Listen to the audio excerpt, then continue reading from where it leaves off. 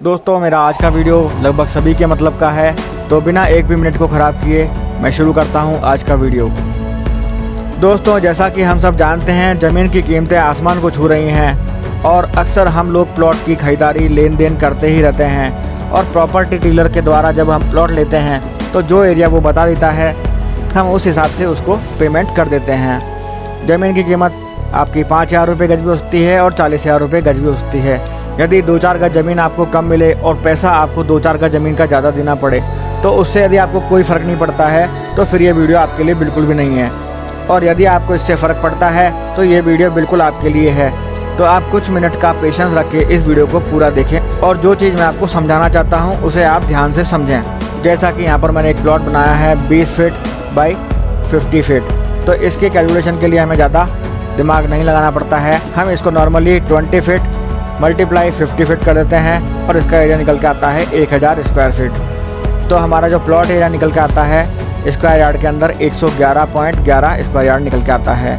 लेकिन फ्रेंड्स यदि प्लॉट इस तरह का है तो इस तरह के प्लॉट के अंदर हम एरिया निकालते हैं तो हम अक्सर क्या करते हैं, हम इसकी ऊपर और नीचे की भुजा को जोड़ लेते हैं। जैसा कि यहाँ पर इसके ऊपर की भुजा 30 फीट है और नीचे की भुजा 35 फीट है, तो हमने यहाँ पर ले लिया है 35 फीट प्लस 30 फीट और इसको हमने भाजक कर दिया है 2 से। दूसरा हमारा जो लेफ़्ट साइड का नाप है, तो लेफ़्ट साइड में हमारा 60 फुट 3 इंची है और राइट साइड में हमारा 63 फुट 6 इंची नाप है। तो हमने इसको यहाँ पर ले लिया 60 फुट 3 इंची प्लस 63 फुट 6 इंची और इसको भी हमने 2 से भाजक कर दिया है। तो हमारे पास दोनों नाप निकल के आते हैं 32.50 फीट एंड 61.875।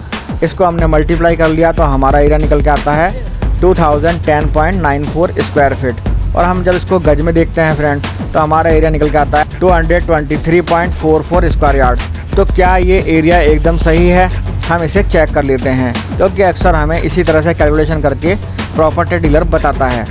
तो यहाँ पर हमारा ये प्लॉट बना हुआ है, मैं इस पर क्लिक करता हूँ और आपको इसका स्क्वायर फीट एरिया दिखाता हूँ। तो आप यहाँ पे देखते हैं इसका स्क्वायर फीट एरिया है 1996.25 स्क्वायर फीट। तो फ्रेंड 1996.25 स्क्वायर फीट को जब हम स्क्वायर यार्ड में बदलते हैं तो हमारे पास एरिया निकल के आता है 221.80 स्क्वायर यार्ड। और जो यहाँ पर एरिया है वो है हमारे पास 223.44 स्क्वायर यार्ड। तो हमें यहाँ पर कितने गज का पैसा ज़्यादा देना पड़ रहा है तो वो हम यहाँ पर देख लेते हैं। तो फ्रेंड यहाँ पर निकल के आता है हमारा 1.64 स्क्वायर यार्ड। यदि हम इसे 1.5 गज मानते हैं और ज़मीन की कीमत मानते हैं 40,000 रुपये स्क्वायर यार्ड, तो हमारा 60,000 रुपया फोकट में हमने उसे पे कर दिया।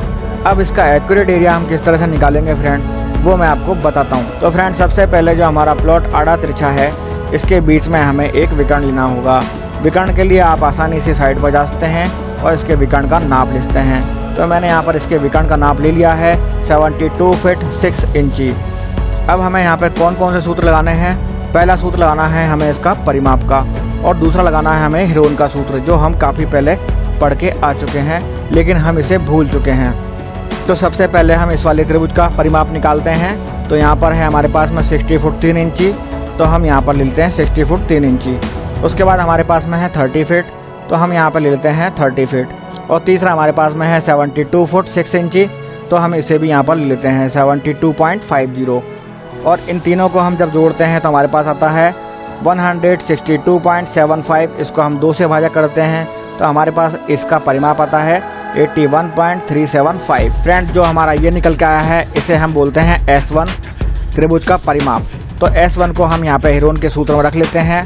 तो S1 उसका ब्रैकेट में हम लेते हैं S1 माइनस A जो है हमारा त्रिभुज की एक भुजा का नाप है।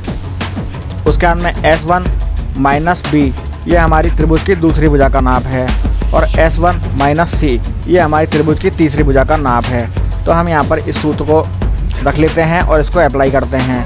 तो 81.375 ब्रैकेट के अंदर 81.375 माइनस 60.25, वापस ब्रैकेट के अंदर हम आते हैं 81.375 माइनस 30। इसके अंदर वापस हम आते हैं को तीसरे कोष्टक में 81.375 माइनस 72.50। तो हम जब इनको सबको मल्टीप्लाई करते हैं फ्रेंड, तो इन सबको मल्टीप्लाई करने के बाद हमारे पास आता है 783,804.79। इसको जब हम अंडर रूट से निकालते हैं तो हमारे पास एरिया निकल के आता है 885.33 स्क्वायर फीट। ये हमारा एक त्रिभुज का एरिया आ गया है। इसे मैं आपको चेक करा देता हूँ। तो यहाँ मैं क्लिक करता हूँ और इसका एरिया निकालता हूँ। तो फ्रेंड आप यहाँ पर देख सकते हैं नीचे लिखा हुआ आ रहा है 885.00 स्क्वायर फीट।